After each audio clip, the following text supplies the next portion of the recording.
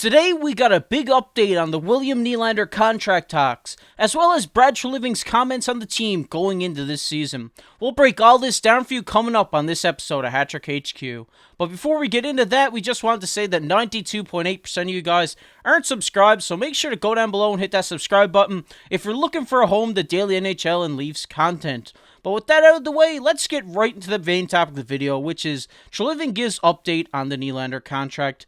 And in an article written by The Athletic earlier today, they sat down with Brad Treliving and talked about everything that happened this offseason. This is what he had to say about William Nylander. He said, Willie is a really important player and a really good player. We want to get him done. That's next on the list. He also says he's not going to get into the play-by-play of it, other than he's a very good player and you always want to keep the good players. And he also says that he's told me he wants to be in Toronto. That's the most important thing. If there's a desire on both sides, then you should be able to come to an agreement. And he also says these things take time. They all have their own independent deals, and they have their own ebbs and flows. And Athletic says here they haven't hit a wall in contract talks. And he also says, we'll talk here prior to getting the season started and see where we're at, but we still have a year.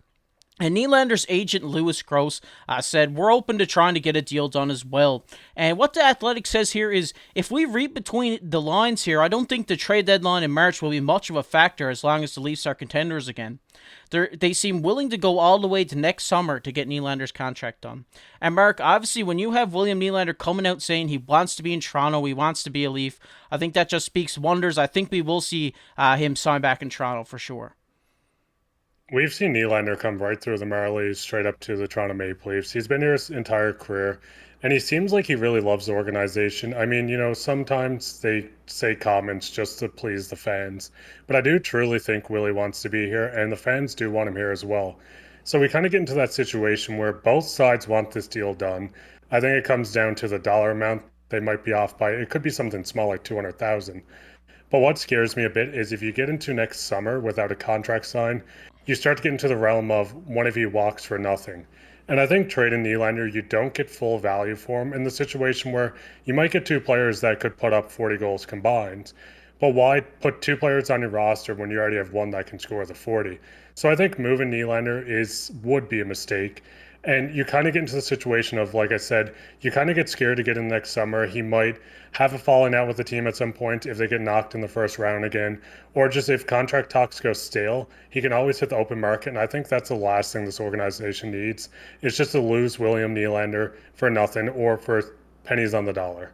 Yeah, I think we definitely will see him sign. Like I've said here on the channel before, I do think Nylander has been the Leafs' best playoff performer. Definitely my favorite Toronto Maple Leaf player to watch. But it's definitely interesting to see what's going to unfold here, because William Nylander seems like he's such a laid-back guy, a very stress-free person, and I think, he's not really stressed out about having this contract weighing over his head, and I think he's just kind of trying to push it away and get back on the ice and get back into the season. But I do think eventually we will see that contract signed. I don't think we will have to wait to next summer. I think we will see it early on the season.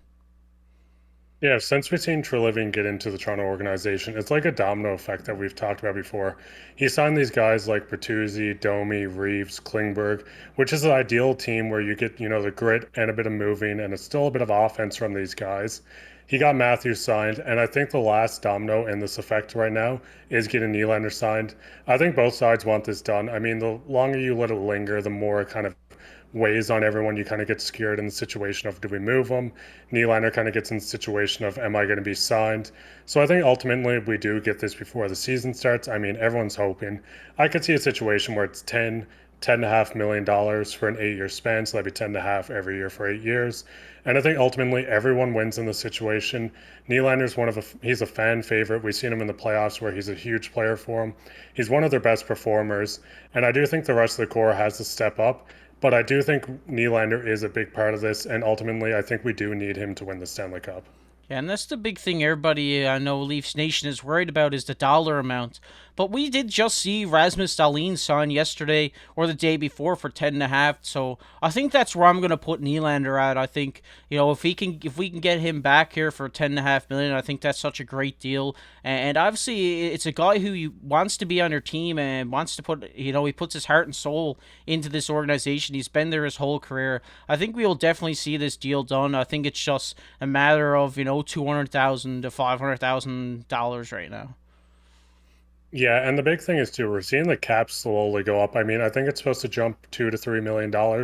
So if you give this Nylander this $2 or $3 million raise, kind of cancels out the cap going up. But we have so many expiring contracts coming off next year, and with the cap continuously going up year after year, these contracts that are signing for $10 million are going to become the normal, and we're going to start seeing players sign for 13, 14, 15. And when it gets to that realm of people signing for the 14 and $15 million range, Nylander's contract is just going to keep looking better and better. And I mean, we have all seen Toronto. They love to front load everyone's contracts with a bunch of bonuses. So if it gets to the point of 6, 7, 8 years in where you don't need them or we're getting into a rebuild, you can move this contract so well where most of the dollars are already paid for. That's the thing that Treliving has done so good this offseason is, sign those guys to 1 year deals. And they, like you said, they do have a lot of expiring contracts coming off after the season. So I don't think the cap space is the issue. I think we will definitely see him sign back. If you're worried about Toronto's cap, you just got to take a look at, they only got some of these guys that are, 3-4 million that are expiring after this year. So that makes up the room for Nylander's extension right there. So I don't think we had to worry about that. But we're going to get into our second topic of the video here, which is Treliving's comments on the team. And in the same article, he said there was some good players we wanted to keep, but for different reasons they didn't stay. Then you look at it. A little bit was looking at the DNA of our team. We looked at the bricks and mortars of trying to create more offense. He said there's a style of play that I think you need to have. Not only do I think it's a part of what I like, but you look around the league, there's a type of style you need to have success in the playoffs, and it's not changing anytime soon. He said you need skill match with people that can play when it's right, when it's tight, and there's no space. He also goes on to say here, my perception had always been that it's been a really good team. It's a driven group. It looks like a group to me in talking to them. They've skinned their knee a few times and learning from it and are motivated and are serious. And he also says here, but I've been really impressed. It's a group that has a focus to them. And obviously, when you have a new GM coming in and saying these things about your team, obviously, like he said here, Toronto has, had a few scratches and a few cuts, a few early exits, and last year, that devastating loss in the second round. But I think they're just going to learn from these mistakes, and they're going to be really motivated, and they're really going to want to be successful this season. I think all fans feel for the skid in your knee. I mean, we've been putting up with this. We've seen Boston Game 7, Tampa.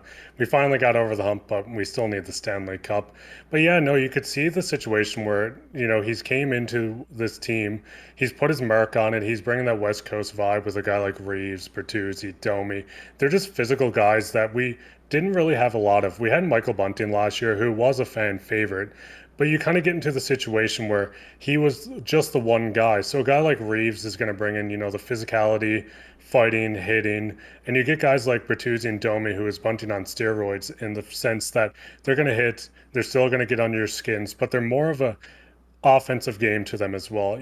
I could see, Bertuzzi scoring maybe 20. Same with Domi, and Domi's a really good playmaker.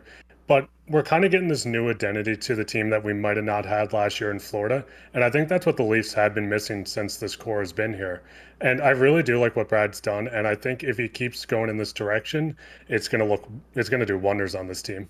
Yeah, I definitely agree with you there. Like, I've been very vocal on this channel before about Brad Treliving. I really think that he was the right GM to bring in. I really like what he's done with this team. I love these players like Domi and Bertuzzi and Klingberg and Reeves especially. Just these guys who can come in, who can grind down other teams' offenses. And in a 7-game series, the other team is going to be leaving with ice packs on. I think he's pulled off a masterclass this offseason. I think this is one of the best off seasons in Leafs history, in my opinion. But what do you think about that, Mark? Yeah, the biggest thing with this too is like you said, there's a lot of 1 year deals. So it's not like, oh, Bertuzzi doesn't work or oh, Domi and Klingberg doesn't work. You can just kind of let them walk next year or trade them if you need to. So you're not kind of capping yourself off in a situation where you get Domi and if he doesn't work out for some reason, which I do think he will, but if you get into the situation of him not working out, you're not kind of stuck with him on a 2, 3 year deal. You've seen Dubas a couple times make a bad signing. We had Mrazek for a little bit, and he made a couple deals where you almost had to offload a prospect or a pick with these guys just to kind of push away from them and get them off the team to open space. But now with these guys on a 1 year deal, it's almost like a prove yourself. They're going to, play as hard as they can. And then if it doesn't work out, ultimately let them walk. You've seen last year we had a guy like Kerfoot and Hull who were, sometimes fan favorites, sometimes you hated them. But the biggest thing we needed on the back end was more puck moving, which Riley seemed like the only guy that really could. Klingberg steps in, takes Hull's spot, and fills that in. And then Kerfoot and Bunting being gone, you got an upgrade, in my opinion, in Domi and Bertuzzi. And then Ryan Reeves just caps it off on the back of the fourth line, which is physicality that we've never really had. Yeah, and I think the smartest thing, like you said, Brad Treliving has done is sign these guys to 1 year deals. Obviously, like you said, if they don't work out, then it's not that big of a hindrance. But if they do work out, you can work on getting an extension done and all these types of things. You're just taking a risk, and it's a risk that Toronto's willing to take because they haven't been to the Eastern Conference Finals in a long time. And when you got a GM who just comes in and shakes it all up, I think this is exactly what Toronto needed this year. I think they just need a big shake up in the system, a big shake up in the roster, and I think Toronto's going to be in for a great year this year. I think Brad, like I said, has pulled off a masterclass this offseason. I think this Leafs team is going to be really fun to watch. And now with the season just over a month out, I think you Leafs fans should be really excited about this team, and I think this team is going to go very far this year.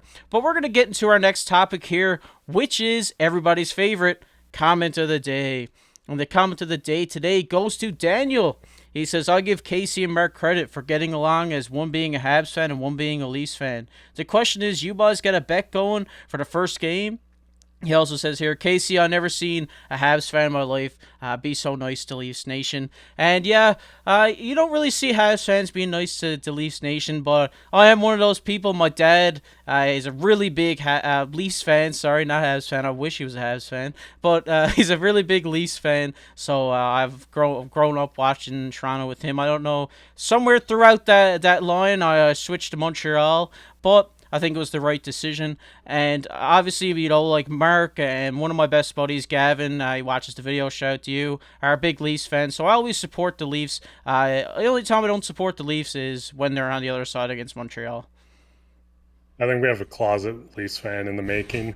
Along with the bet, I do think we're going to have one. We've had a bit of talks, but we haven't really put a nail to the coffin on what we're going to do, but we will keep you updated on that. I mean, obviously, I'm going to win the bet because, Montreal's not going to win, but that's besides the point.